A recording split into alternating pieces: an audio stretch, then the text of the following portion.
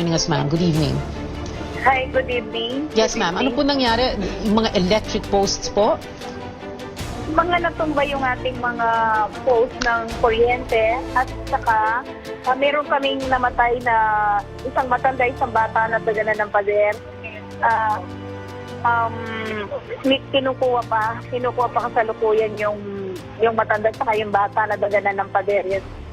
Pero palagay nung chief of police namin, mukhang wala na talaga. Tapos dito sa isang supermarket na maliit ng Porac, merong isang batang namatay din, tapos meron pa yata daw nakatrap sa loob ng supermarket. Inaano pa namin, pinatakbo ko, pine-verify pa namin. Pero talagang sobrang kalakas yung dito sa Pampanga dahil yung post ng kuryente, simento yun, pero ano sabay-sabay bumagsak. Ma'am, do we have an idea? Ma'am, yung mga poste ng kuryente, ilan po yon and what towns in Pampanga? Alas yung sa Lubao pa lang ang nakita namin kasi nandito ako sa Lubao, yung mga barangay namin, yung kanilang mga post ng kuryente nila na concrete. Bumagsak talaga, umiga talaga.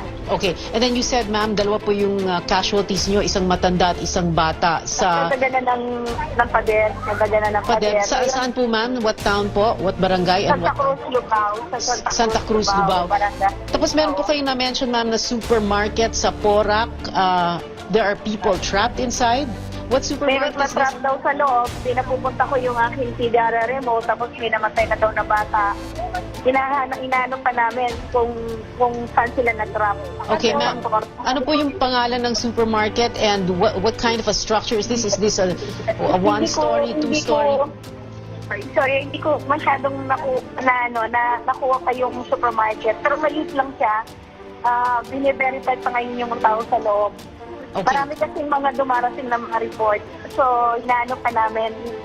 Okay, so... Tinitingnan pa namin.